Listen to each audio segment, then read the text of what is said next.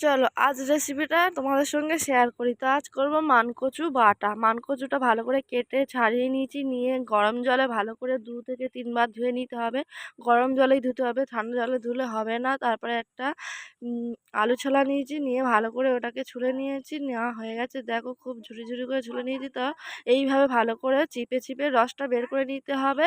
রস না বের করলে কিন্তু গাল কিটোবে, গাল খুব চুলকোয় এইটা।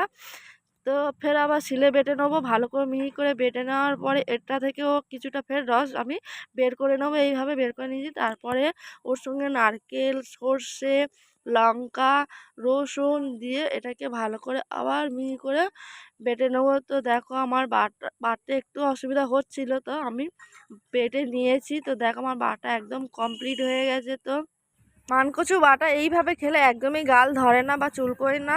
তো আমার রেসিপিটা এই পর্যন্তই করলাম। তোমাদের যদি ভালো লেগে থাকে লাইক কমেন্ট